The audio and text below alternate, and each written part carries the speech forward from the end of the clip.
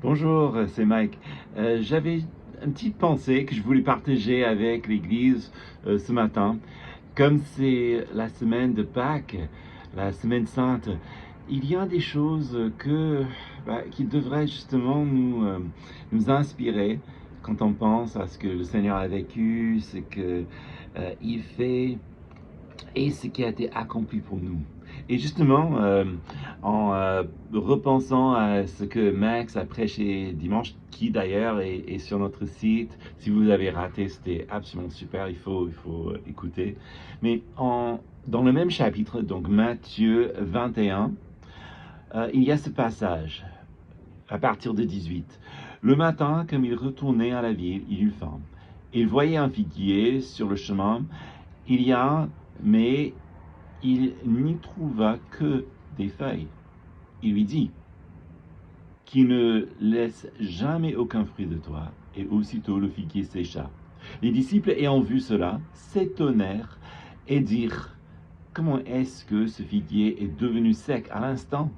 Jésus répondit, je vous le dis en vérité, que si vous aviez la foi, et si vous ne doutez point, non seulement vous ferez ce qui a été fait au figuier, mais même si vous disiez à cette montagne, ôte de ta, ôte de là, et je te jette dans la mer, cela se ferait.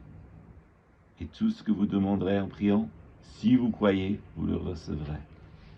Alors, c'est intéressant comme image, parce que bon, d'un côté, il y a les écologistes qui disent oh mais le méchant Jésus donc qui maudit des arbres et tout comme si il était euh, pas en faveur de l'écologie et tout. Mais c'est pas ça du tout. Il y a aussi ceux qui prennent ce verset en disant ben voilà, il faut juste avoir la foi et tout ce qu'on veut faire, ben voilà, il faut juste avoir la foi et prier, avoir encore plus de foi. Et si la chose pour laquelle on prie n'arrive pas, ben, c'est parce qu'on n'a pas cru. Bon, c'est pas tout à fait ça non plus. Hein. Alors, il faut mettre toute chose dans son contexte. Et quel est le contexte? Hein, c'est la semaine avant sa crucifixion. Jésus, justement, est en train de, de faire tout ce qui est nécessaire et d'enseigner les derniers enseignements avant sa crucifixion. Et justement, le figuier, c'est quoi? Le figuier représente Israël. Israël à l'époque avait donc tous les signes, ils avaient donc tout ce qui est nécessaire, temple, prêtre, tout, comme des feuilles, mais pas de fruits. Et quel était le fruit? Le texte dit, le fruit c'est la foi. Il y avait de l'incroyance, de l'incrédulité. Et il est intéressant parce que, comment est-ce que cette incrédulité se montrait? Dans le fait qu'il rejetait Jésus. Et voilà tout ce qu'il y en a en fait. Vous voyez, il y a quelque chose que nous oublions parfois, c'est que nos actions représentent réellement ce que nous croyons. En fait, si nous ne croyons pas en quelque chose, nous ne ferons pas la chose. Et la réalité, c'est que les chefs religieux d'Israël faisaient exactement ce qu'ils croyaient. Et donc, ils ne croyaient pas dans un Messie comme Jésus, puisqu'ils l'ont rejeté. Pourtant, c'était le Messie de Dieu. Alors, que faire? Je pense que aujourd'hui, il est bien pour nous aussi de nous interroger.